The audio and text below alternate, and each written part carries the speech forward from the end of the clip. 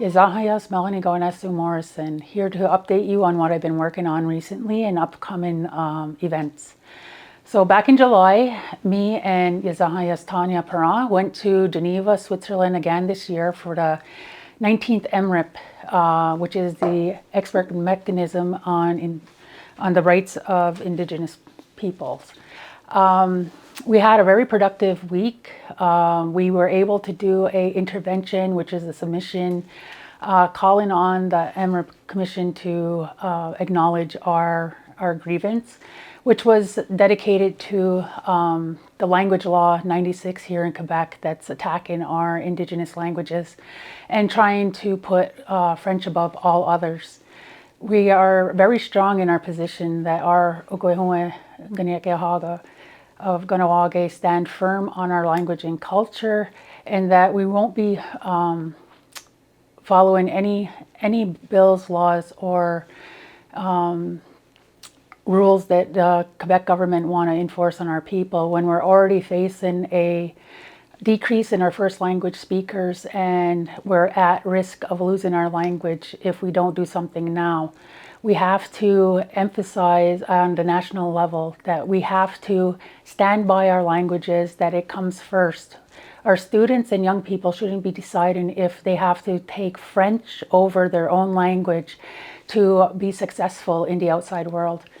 Across Canada, the two official languages are English and French, so we don't agree with Quebec stating that French is the only official language here in Quebec when we have multiple different Indigenous first languages at risk. Following up to our trip to Geneva, we came back to the table with our update, and I put forward that we would like to start a international advocacy file, which would deal with following the progression of different events that happen with the UN throughout the year so that we can keep on top of topics and registration time periods and submission time periods so we don't lose out. So we will be having our first meeting to go get that off the ground in the next few days. So on my next update, I should have more information as to where that stands. It has the full support of the council at this time, so I'm really hoping that it's something we can get off the ground, as it's really needed to help fight against Canada and the Quebec government on the way that they're trying to stomp on our rights.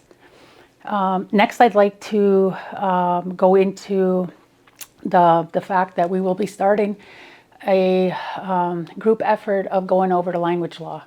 It's a long time coming that the language law needs to be revamped and reinforced so that we can impose what the meaning behind the language law was here in our community, which is putting Kanyakeha in everyday daily language within our community. So there's going to be more to come on that. As that's going to be being pushed forward. We won't be able to get on the legislative calendar this time, but we're hoping to get enough groundwork done so that we can try to get on the next one, as this is a key priority for our community and establishing our right to our language being first here in the community. Next, it brings me to the Kanatahkwèn grand opening, which will be happening in September. On September 10th, it'll be the grand opening for the Community First, which will run from 12 p.m. to 4 p.m. for the community to come out and check out the new multi-purpose building, which houses the cultural center, the theater group. Tourism will be running tours that day.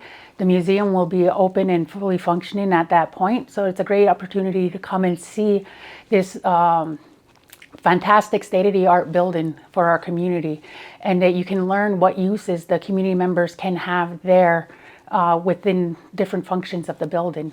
And on September 11th will be a sponsor day. So all the sponsors outside the community and within the community who helped get the funding for this building are asked to come for a special event for them. And that'll run from 9:30 to 12 p.m. on September 11th. So I'm really hoping that there's a strong turnout from our community, because there's a lot to be proud of with this gigantic building and collaboration between all these partners, and with the community support that we really got this to where it is. And so with that, I'm gonna sign off and hope everybody has a great day, and Yamagoa.